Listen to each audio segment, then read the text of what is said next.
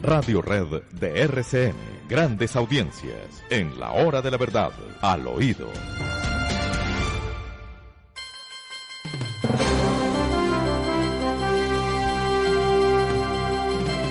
Al oído, queridos amigos. Ya hablé lo suficiente. Tomen la palabra. Pues aquí, doctor Londoño, viendo cómo nos ahogamos en el Rubicón con este relajamiento de las medidas, cómo sale todo el mundo a las calles, principalmente en Bogotá. Estaba revisando hace un momento el tráfico en la capital del país a través de Waze y pues muchos tramos en rojo, lo cual indica que hay tráfico detenido o tráfico pesado en la capital del país, por ejemplo en la avenida Ciudad de Cali, en la avenida Boyacá, en la avenida 68, en la avenida de las Américas. Bueno, en fin, la lista es larga, muchos tramos en rojo, la gente saliendo. ¿La 30 cómo está? La 30 ya le confirmo, tiene su tráfico, sí, por la NQS. Pero no está en rojo. Hay algo de tráfico, en amarillo hay algún tramo en amarillo que es tráfico moderado, a 46 kilómetros por hora se promedia la velocidad. No, está en la 30, bien. Está bien. ¿Y la carrera séptima? En la carrera séptima no hay tráfico, en la carrera séptima. No, pero las en que todo le digo, caso, en la 68, en la ciudad de Cali, tráfico. Queridos amigos, la suerte está echada, esto no lo para nadie, esto no lo maneja nadie. Y los primeros días habrá alguna disciplina social que no la hubo mucho ayer, ¿no? La prensa se queja de que hay medidas al interior de los establecimientos de comercio, de las fábricas, de los almacenes abiertos, pero que no en la calle. No en la calle, la gente no está usando con juicio el tapabocas, eso conlleva una multa, pero pues más allá de la multa conlleva un inmenso peligro de un aumento de contagios y muchas otras personas tienen el tapabocas pero se lo ponen en el mentón o en la garganta. De poco le sirve, ¿no? También hacer un llamado a la gente para que si va a usar el tapabocas lo use de manera correcta, tapando nariz y boca, no es para tapar el mentón. Muy bien, sí, claro. Sí. O para colgárselo de una oreja, como no, pues es que... en algún noticiero un personaje muy orondo con tapabocas, pero el tapabocas colgando de una oreja. Bueno, Colombia tuvo un presidente, recuerde usted, Colombia tuvo un presidente que no sabía utilizar un tapabocas y se pegó una enredada en público tratando de ponerse uno. Me refiero a Juan Manuel Santos. Por allá alguna imagen que vimos hace unos años, Juan Manuel Santos tratando de ponerse un tapabocas, no lo logró en su momento. Déjelo así. Lo cierto pues es que esto ya es irreversible. Vamos a ver qué sucede. Le hago una confesión personal. Me dolió mucho saber que las Islas Galápagos tenían coronavirus. Yo las conocí, las visité gracias a mi inolvidable amigo Marcel Laniado. Estuve con mi familia allá, con mi hijo que era adolescente y que nadó, pues hizo de buzo durante un buen tiempo al lado de tiburones. Después lo supe y los tiburones no se lo comieron porque en las Islas Galápagos todo es manso. Todo es amable, todo es gentil, están llenos de coronavirus. Tremendo. Llegó un crucero, el Celebrity, no sé cuántas, Celebrity Flower o Celebrity cualquier cosa, y llegó con un poco de gente contagiada y hay coronavirus en Galápagos y no tienen ninguna infraestructura hospitalaria que pueda contenerlo. Eso también lo supe, eso lo vi, tenían un puestico de salud ahí para el dolor de cabeza, ayudarle a la gente que tenía dolor de cabeza o que tenía mal de estómago, pero no más de ahí. De manera pues que Galápagos también amenazado por el coronavirus. Y el Amazonas, doctor Londoño, pues es que hablamos de paraísos, pues hablemos del pulmón del mundo también. El Amazonas, no solamente del lado colombiano, por supuesto del lado brasilero, la situación es dramática, del lado peruano también. Toda la selva está infestada por el virus. Lo de Leticia es dramático, ¿no? Lo de Leticia, lo de Tabatinga, que prácticamente además quienes no han estado allá, pues Leticia y Tabatinga casi que son una sola ciudad. La separa un policía acostado y usted cruza y no se da cuenta si cruzó, si no cruzó y prácticamente es una sola ciudad. Y de ahí hacia adentro, hacia el Brasil, pues el tema de Manaus muy complicado. que es la primera gran ciudad que se encuentra uno después de Tabatinga. Y bueno, Manaos, en Leticia, pues desbordados. Manaos es uno de los lugares más dramáticos de la tierra. Manaos. Los muertos en Manaos no alcanzan, dije por ahí en mi artículo en las dos orillas, que tenemos la escasez que uno nunca quisiera tener en la vida, escasez de ataúdes. Entonces hay muchos lugares del mundo que tienen escasez de ataúdes porque no hay suficientes para enterrar a tanta gente como se muere. Y en los Estados Unidos la situación es dramática.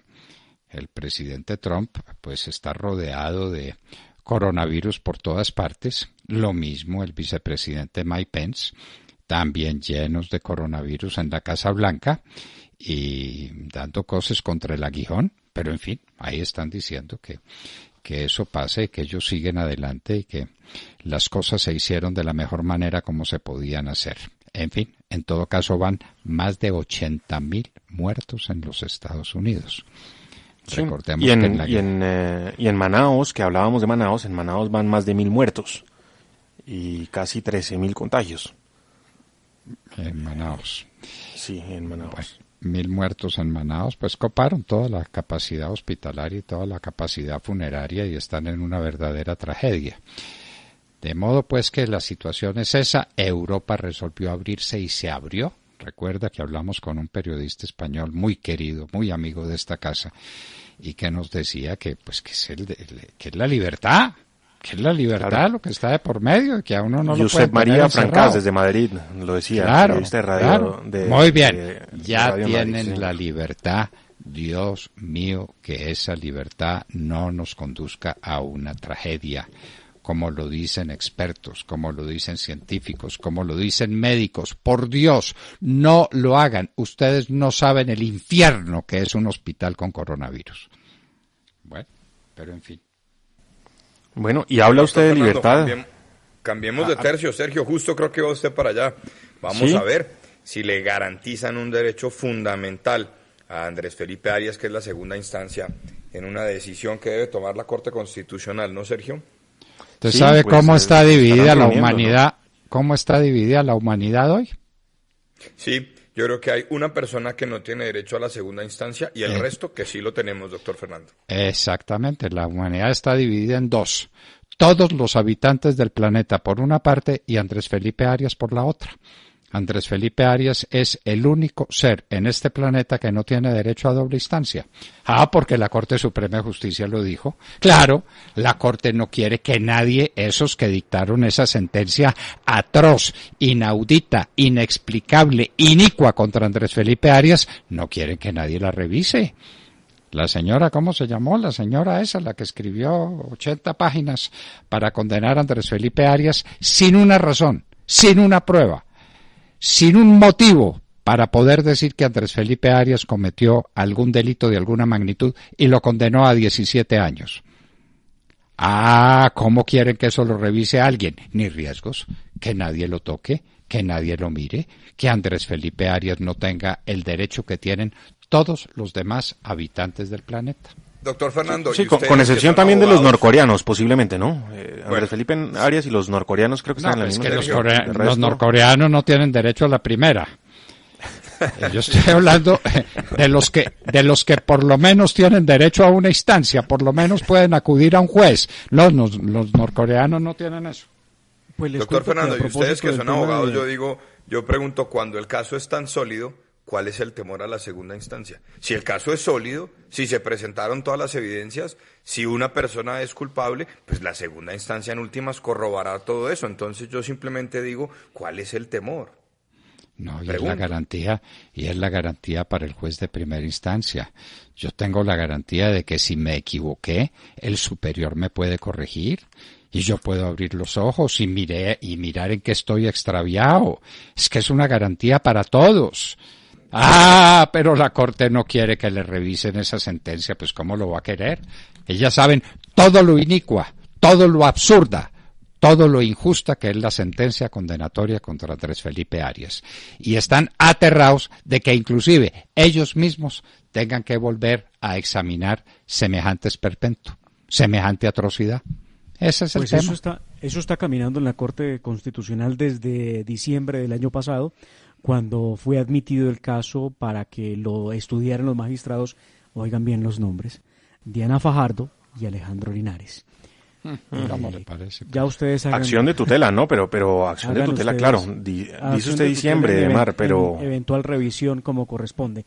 Lo que ya es un logro, porque recuerden ustedes, la revisión no es un asunto obligatorio, es un asunto casi que aleatorio que se da opcional, en el tribunal, opcional.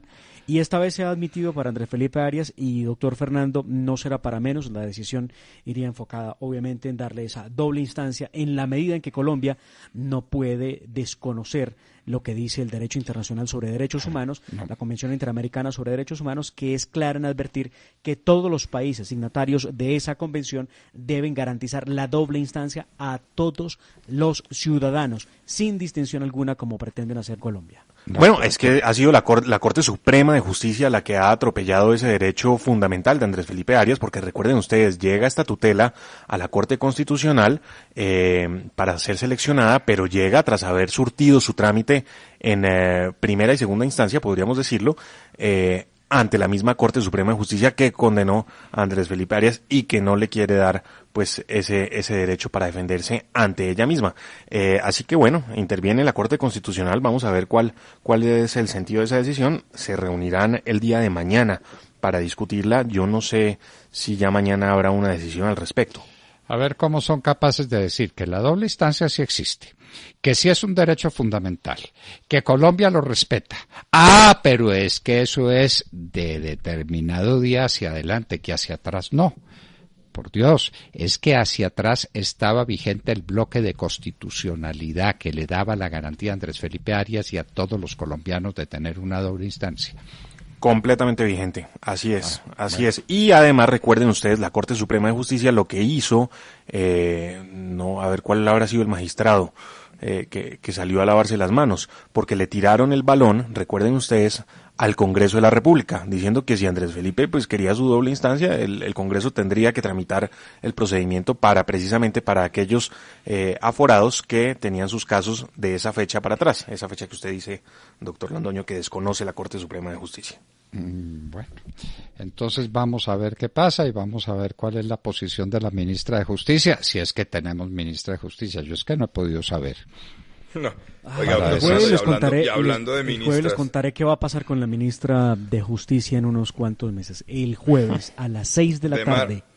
Pero podemos hablar de la del interior, ¿no, Demar? Para allá iba. Oiga, Sergio, ustedes han escuchado las intervenciones sabias, profundas, teóricamente soportadas de la ministra del Interior. Yo no había tenido ocasión de poder ver esas transmisiones que se hacen en las diferentes comisiones en el Congreso de la República, pero ayer pude escuchar y ver algunas de las intervenciones de la ministra del Interior.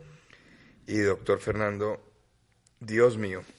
Miren, quienes seguimos a Demar en Twitter, hemos visto su indignación, Demar, precisamente por las declaraciones de la ministra del Interior con respecto a la cuarentena de los congresistas. Parece que para ellos no aplican, según la ministra del Interior. Pero sí, según la ministra del Interior, y no entiendo de dónde ella hace esa composición. La verdad, no lo entiendo. Alguien me escribió y me dijo, tranquilo, pero es que ella como hace una cosa, dice otra. Pero, pues bueno, pero antes de irme para allá, doctor Fernando, porque un oyente me lo pregunta, ¿dónde está el instrumento internacional que ampara a Andrés Felipe Arias? Simplemente les robo un segundo para decirlo. En la Convención Americana sobre Derechos Humanos, que sostiene que toda persona inculpada de un delito tiene derecho de recurrir el fallo ante el juez o tribunal superior, artículo 8.2, literal H, y el Pacto Internacional de Derechos Civiles y Políticos garantiza que toda persona declarada culpable de un delito tendrá derecho a que el fallo condenatorio y la pena que se le haya impuesto sean sometidos a un tribunal superior conforme a lo prescrito por la ley, artículo 14, numeral 5. Esas dos cosas son las que tiene que observar en estos momentos la Corte Constitucional mañana 13 de mayo en sala plena, donde se discutirá si procede o no la doble instancia para Andrés Felipe Arias. So pena pues de violar el bloque de convencionalidad, el bloque de constitucionalidad y el control de convencionalidad, que en Colombia pues se viola y no pasa nada. Pero bueno, volvamos a la ministra del Interior. Ayer me sorprendió la ministra del Interior con estas declaraciones porque estamos muy pendientes de lo que pasa en el Congreso de la República. Escuchen ustedes. El tema de la movilidad, perdón, representante, no sé por qué Daniel se metió, pero le quiero decir, el tema de la movilidad no está restringida para ustedes. Nadie ha dicho que está restringida la movilidad. El problema es, por ejemplo, los vuelos aéreos. Ustedes son servidores públicos y como tal están exceptuados. Bueno, ahí me perdí, doctor Fernando. ¿Al fin qué? ¿Está o no está prohibido que las personas salgan cuando les parezca en estos momentos de confinamiento obligatorio? ¿Por qué lo pregunto? Porque es verdad, ayer hay un debate, de hecho ayer se conoció el listado de las 46 excepciones que contempla el gobierno para que las personas se puedan... Son 46 las excepciones. En ninguna parte de ellas habla de una excepción para los congresistas, para legisladores o para concejales o para diputados, para que ellos puedan circular libremente. En ninguna parte. Lo que sí dice es que están autorizados para movilizarse aquellas autoridades que ejercen funcionarios públicos que ejercen una autoridad y que ayudan a conjurar la crisis sanitaria. Eso sí lo dice y eso está estipulado en el decreto. Pero los congresistas no están conjurando ninguna crisis sanitaria. Pero la ministra dice que sí pueden salir, y si los congresistas sí pueden salir, no veo por qué. Me parece el colmo, me parece que deben devolverle el dinero a la senadora Angélica Lozano porque no tenían que haberle impuesto un comparendo. Ella tiene derecho a circular libremente, como lo dijo la ministra del Interior. Pero lo estaría solamente en ejercicio de sus funciones, pues comprando pizza no es precisamente en ejercicio de sus funciones, ¿no? Bueno, queridos amigos, yo tengo sobre eso un enfoque completamente distinto. La doctora Alicia Arango hace lo que puede, ella tiene las condiciones que puede, es una excelente organizadora, una persona que tiene muchos elementos positivos en la vida. Ella no es una especialista en política, ni ella es una oradora, ni ella es una gran jurista, pues lo sabemos todos y está claro, y yo no creo que ella pose de ninguna de esas condiciones. La pregunta es ¿por qué la nombran para desempeñar un cargo donde lo que se necesita es ser un gran jurista, un gran politólogo, un gran orador, un gran manejador del asunto político? Mucho más en estas condiciones. No. Tengo aquí la excepción para que la leamos si quieren. Aquí pues para que aquí, vayamos a ser precisos. Oiga, en el decreto 636. Aquí me dicen que les causa mucha curiosidad escuchar a la ministra del Interior de Colombia hablar de los vuelos aéreos, que si existe otro tipo de vuelos. Bueno, entiendo, a cualquiera se le va una palabrilla por ahí. La excepción número 13 dice: las actividades de los servidores públicos y contratistas del Estado que sean estrictamente necesarias para prevenir, mitigar y atender la emergencia sanitaria por causa del coronavirus COVID-19 y garantizar el funcionamiento de los servicios indispensables del Estado. Evidentemente, los congresistas pues no caen dentro del marco de esta excepción. Así que yo sigo insistiendo en que ustedes son injustos con la doctora Alicia Arango. Ella da lo que puede y hace lo que puede y lo que está dentro de su formación, dentro de su vocación, dentro de sus condiciones reconocidas y sabidas. Esto no es un secreto para nadie. Es como la ministra de Ciencia y Tecnología, que se nos perdió en el momento en que más se necesitaba un científico en Palacio. No, usted sí es injusto ahí, doctor Fernando. Ahí sí está siendo usted injusto, admítalo. Sí, admítalo, sí. ¿Por qué? No, usted no puede estar reclamando en estos momentos que la ministra de Ciencia y Tecnología salga a dar declaraciones de nada, porque ella está reunida, trabajando a toda máquina, a todo vapor, para ayudarnos en esta crisis del COVID-19. Entonces no hay que dejarla trabajar, doctor Fernando, ¿no? Escuchamos al ministro de Hacienda. ¿Para que hable cuándo entonces? Bueno, cuando logremos hacer un descubrimiento de esos que ella ha trabajado desde hace tantos años, ¿no? Bueno, yo me pregunto, porque ayer vi también a una persona que estaba... perdónenme un paréntesis. Hay un libro famoso que dejó de ser famoso y yo no entiendo por qué. El Principio de Peter. ¿Ustedes nunca leyeron El Principio de Peter? Claro, cuando patean a la gente para arriba, para que caiga. Eso es la sublimación percusiente dentro del Principio de Peter. Pero el Principio de Peter es que a toda persona le llega su nivel de inhabilidad, de incapacidad. Toda persona tiene. El mejor cajero del banco no necesariamente es el mejor subgerente de la sucursal. puede ser un desastre. Le encuentran lo que llamaba Peter el nivel de incompetencia. ¿Ya? Ese es el problema. Claro, es muy bueno en lo que es muy, muy bueno en lo que es. Excelente. ¿Y por qué no lo dejan ahí? ¿Por qué no lo dejan ahí? Le gusta a la gente patear a la gente para arriba. Bueno, porque ayer yo oí a un excelente militar, a un excelente comandante de tropa. Tengo de él la mejor idea, tengo de él la mejor impresión. Al general Zapateiro. Lo vi en RCN en una supuesta entrevista que le hizo Juan Lozano, que pobrecito pues se tenía que quedar ahí oyendo un discurso que llevaron a Zapateiro a que pronunciara en RCN. Ese no es su mundo, esa no es su condición. Eso, pero por Dios, es un tema eminentemente político, de alta política que tienen que manejar los políticos. Alguien decía que la guerra es una cosa demasiado importante para dejarla en manos de los generales. Lo decía pues con mucha ironía, diciendo que en la guerra hay unos factores políticos que no manejan los generales. Usted maneje la tropa, usted condúzcala como tiene que conducirla, usted maneje la inteligencia, usted gane la batalla. A usted no le vamos a proponer que sea el artífice de la paz ni el que discuta la paz. Casos y ejemplos se han dado, y ejemplos egregios, o militares muy desgraciados, como fue Sir Winston Churchill, que no dio media cuando era militar, pero que resultó ser uno de los más grandes políticos del mundo, ¿no? Cada uno tiene su nivel de competencia y su nivel de incompetencia, es lo que quiero decir. Principio de Peter, un libro que lamentablemente ha pasado de moda cuando debiera estar hoy más de moda que nunca. Cada uno tiene su nivel de incompetencia. El problema es encontrárselo. Pero ¿a quién se le ocurre con la formación, con las inclinaciones, con la manera de ser de Alicia Arango, que ella podía ser ministra del Interior de la política colombiana? Bueno, en fin, yo dejo esa consideración, teniendo excelentes condiciones.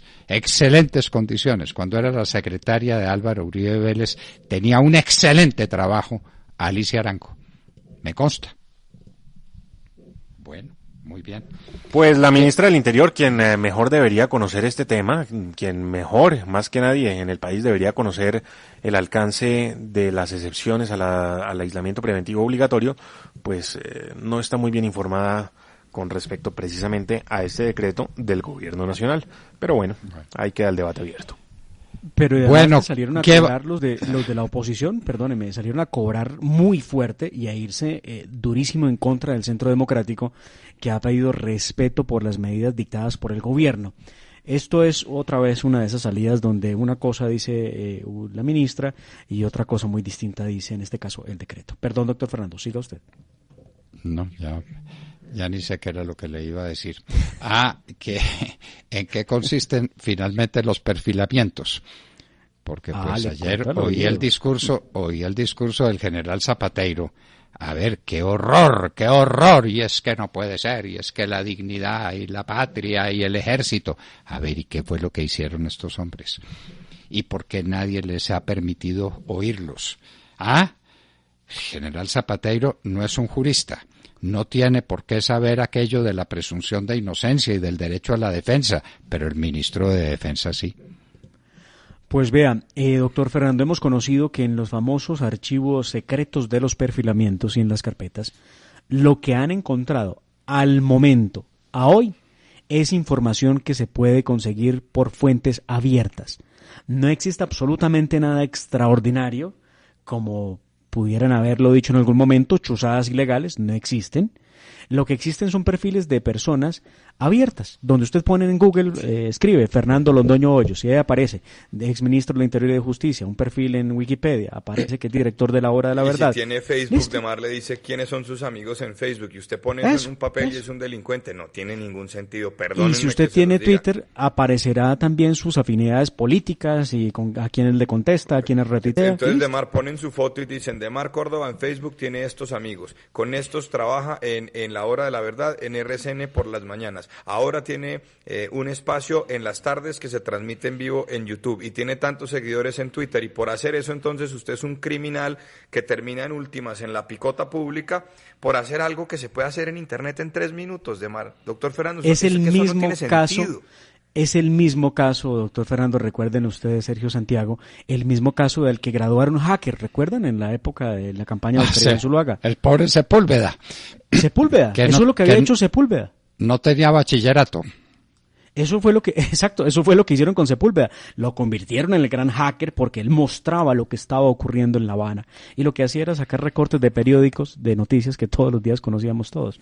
Y pues por alguna razón eso terminó en nada. ¿Cómo va a terminar en nada este horrible episodio por el que el ministro tendrá que responder mañana miércoles ante Comisión Segunda y Plenaria del Senado? Oiga, Ademar, y me decía un amigo mío ayer, me decía lo siguiente, me decía, oiga, Santiago, pero con todo cariño, si esos son los informes de inteligencia de Colombia al más alto nivel, pues muy débiles, muy débiles. No, pues sí, un poquito más. Pues que no son informes de inteligencia, es la gente aproximándose al tema de quién es el uno y fulano y perano que están sonando y quieren estar orientados dentro de la vida del país, a ver quién es cada cual. A propósito, le quiero contar, yo vi una cosa de esas sobre Carlos Holmes Trujillo y estaba toda su historia y su historia en el Japón y su historia en la diplomacia colombiana y su alcaldía de Cali y esto y aquello, toda la historia. Y al final, el último párrafo es una andanada contra el ministro, además completamente injusta, insultante, atroz. Léanla. Eso anda por ahí en algún Facebook, algún Twitter. Yo es que no me ocupo de esas cosas y digo, no hay derecho a que traten así a una persona de tantas calidades y de tantas buenas condiciones como el doctor Carlos Holmes Trujillo. Otra cosa pues es que no estoy de acuerdo con él en ciertos temas, especialmente con este de la inteligencia militar, pero lo estimo sobremanera y es un hombre al que se le merece respeto. Pero lean lo que ahí dice.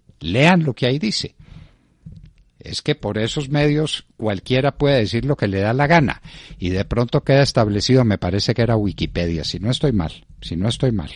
Lean la biografía de Carlos Holmes, el último párrafo. No sé si ya lo cambiaron. Bueno, y nos vamos a hablar con una persona muy especial. ¿Vamos a tener vacuna contra el coronavirus pronto o no la vamos a tener? Pronto o no la vamos a tener nunca. El doctor Juan Mosqueda, profesor de la Universidad Autónoma de Querétaro en México, responsable del laboratorio de inmunología y vacunas de esta universidad, está con nosotros. Doctor Juan Mosqueda, muy buenos días. Muy buenos días.